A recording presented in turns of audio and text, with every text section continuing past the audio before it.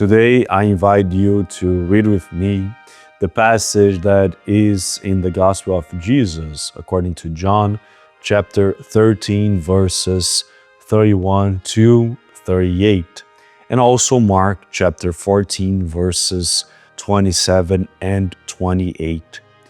It is a moment where Peter faces a great challenge. And we will see that with the passage, the new commandment of Jesus, and Peter is warned about his denial.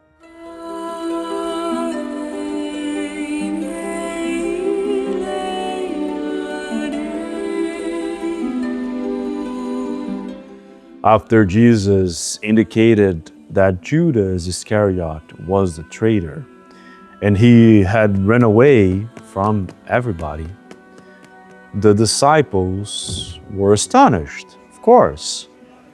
At the same moment that they were all arguing about it, Jesus started saying, "Now the Son is glorified, and God is glorified in him. If God is glorified in him, God will glorify the Son in himself, and will glorify him at once. My children, I will be with you only a little longer. You will look for me, and just as I told the Jews, so I tell you now. Where I'm going, you cannot come. A new commandment I give you. Love one another as I have loved you. Only by this shall all of you be recognized as my disciples." Everyone was surprised by what Jesus had just said. The traitor had fled, and in the face of all this, Christ was bringing them that he was being glorified and also a new commandment. But from everything that he said, they got stuck with the point that Jesus was not going to be there any longer. And so Simon Peter asked him, "Lord, where are you going?" Jesus answered, "Where I'm going, you cannot follow me now, but you will follow me later. You all will fall away. For it is written, I will strike the shepherd and the sheep will be scattered. But after I have risen, I will go ahead of you into Galilee." As soon as Jesus spoke, Peter immediately stood up and vehemently replied, "Lord, why can't I follow you? I will lay down my life for you. Even if all fall away, I will never do that." Jesus then patiently turned to Peter and, observing with compassion the disposition and longing of his disciple, who later would become a reference of leadership for all Christian community, asked him, "Will you lay down your life for me? Truly, truly, I say to you, before the rooster crows twice, you will deny me 3 times." After that, Jesus and some of his disciples went with him to Gethsemane so that he could pray. And after his prayer, some soldiers appeared and arrested him in the morning and took him to the Sanhedrin. Peter sought to follow him, intending to keep his word. He even had the support of one of Jesus' disciples to enter the high priest's house. And standing near where the trial was taking place, Peter decided to be at the courtyard outside of the house with the guards and servants around the fire that was warming them, because It was too cold. Peter, joining them, went to see an opportunity so that he could be closer to Jesus. And one of the servants, a girl in charge of the door that he was going to cross, asked him, "Aren't you also one of his disciples?" Peter took a moment and denied, "I don't know him, nor do I understand what you're talking about." And then he went back to the courtyard outside. Displeased with the situation, he decided to stay near the fire with the guards. And then, a second time, he was asked, "Are you perhaps one of his disciples?" Peter instantly said, "I am not." But then the third question came. "Did I not see you in the garden with him?" Peter immediately denied, saying, "No." And then the rooster crowed. And after hearing the second time the crow of the rooster, Peter remembered what Jesus had spoken to him. "Before the rooster crows twice, you will deny me 3 times." And when he came to his senses, Peter fell down to his knees and burst into tears.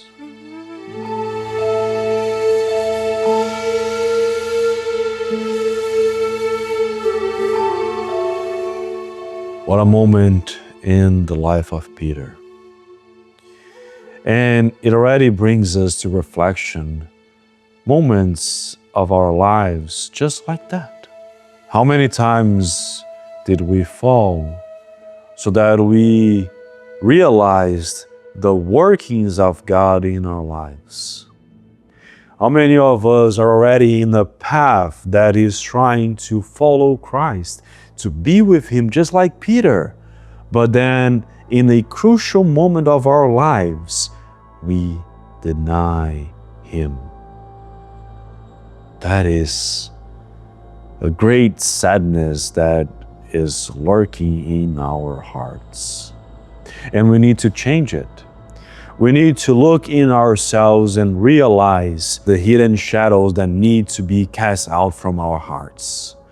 Because as Peter, we need to see that it's not only saying that we are sinners, but also recognizing what makes us sin, so that we can change it and not be in the moment that Peter was and deny Christ in crucial moments of our lives. You see, as we learned, Peter recognized he was a sinner. Peter worked to be close with Christ, facing his fears, but he forgot to look in himself, to look in his heart and see the shadows that were still there and that he needed to cast out, to shed light on it so that he wouldn't give up to his falling nature. How many times we do that? How many times we still lingers to that shadow in our hearts? We don't look at it, we try to forget it, not cast light into it because we think that we don't need to, but then in a moment of invigilance, in a moment where we are not paying attention, our fallen nature appears, and then again we fall. But Christ always offers us redemption. And that's what we'll see with Peter. That's what He's calling you now to look at. Let us look at the shadows of our hearts and work on it. It is troublesome, it is difficult, it is complex, but it is a necessity. It is urgent that we do that we cast light into the shadows of our hearts so that they don't manifest in us in crucial moments of our lives. And then we can finally take control of ourselves. We can finally see what are the things that makes us fall and prevent ourselves from being involved in it, prevent ourselves from being in the midst of it, and be the ones that are strong in Christ, that realize our weakness and use what Christ is offering us to grow stronger, to protect ourselves from the shadows that tries to engulf us in darkness, especially in this world. There is so much darkness still in this world. And if they resonate with what is in our hearts, they will take us down. They will take us to be engulfed in it. We need to be working to prevent that from happening. That's what Christ does in our hearts. He capacitates us to prevent ourselves from falling again. And we can all do that if we put conscience into it, if we look into it and don't turn our faces from it. Instead, we look directly to it and try to work with it. Work in ways to transform it to light that God and Christ knows that we have and is giving to us. Grow even stronger. That's the purpose of noticing the shadows of our hearts. It's not to give ourselves to it, but instead to overcome it, to cast the light that God is giving to us in those shadows. That's what Christ is calling us to do. When He calls us to love one another as He loves us, He is telling us to start looking at ourselves, looking in the darkness that we carry in our hearts so that we can change it, we can transform it to goodness and not be engulfed by it. With the help of our family, of our friends, of our community, and especially of our spiritual friends, the ones that are in the spiritual world, looking at us, knowing what we are capable of, knowing what we have to do to not be engulfed by the darkness. And then, by doing it, being more closer to Christ, more closer to God, and work for them in this world to bring His kingdom, to bring the kingdom of peace, of love, of fraternity, of solidarity that we all want, that we always strive for, because we want to make this a better world. We want to change how things are here, don't we? Well, Christ knows that, and He helps us do it.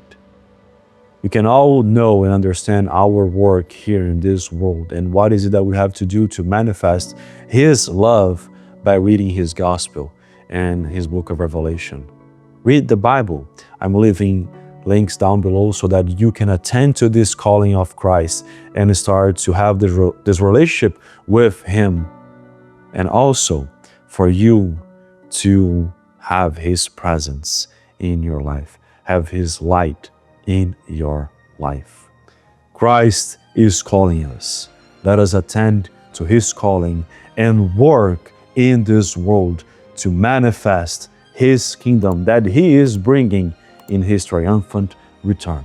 We all can be participants of this work for His triumphant return here in this world, and then feel the peace of God in our hearts. That's what we wish to you as well. May the peace of God be upon you today and always.